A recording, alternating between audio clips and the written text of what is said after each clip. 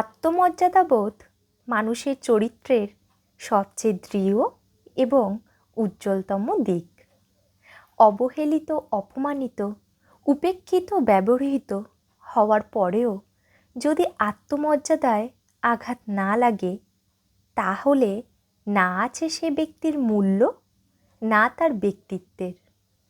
কিছু বিষয়ের ক্ষমা হয় না, কিছু সমস্যার বোঝাপড়া হয় না, কিছু বাক্যের ইংরেজ হয় না, কিছু আচরণ ভোলা যায় না, কিছু ঘটনার দাগ চিরস্থায়ী হয়ে রয়ে যায়।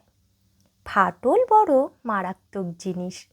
তাকে যত জুড়তে চাইবে, ভিতরে ভিতরে সে আরও গভীর চিহ্ন তৈরি করার জন্য প্রস্তুতি নেবে।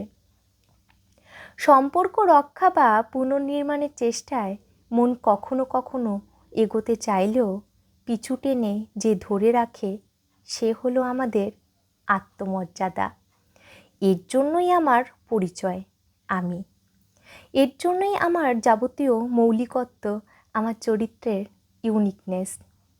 প্রবল আত্মমর্যাদা সম্পন্ন মানুষ অর্থ, স্বাস্থ্য, অনুনয় বিনয়, প্রভাব প্রতিপত্তি, প্রলোভন, প্রয়োজন, দরকার কোনো কিছুর সঙ্গেই কোনো পরিস্থিতিতে আপোস করে না। লোকজন অহংকারী ভাবল, অনমনীয় বলে গালি দিল, বয়েই গেল। আসলে আত্মমর্যাদা হলো মূল্যবান গহনার মতো, যা সবাই ধরে রাখতে পারে না।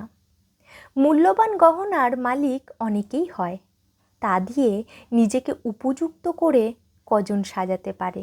নমস্কার।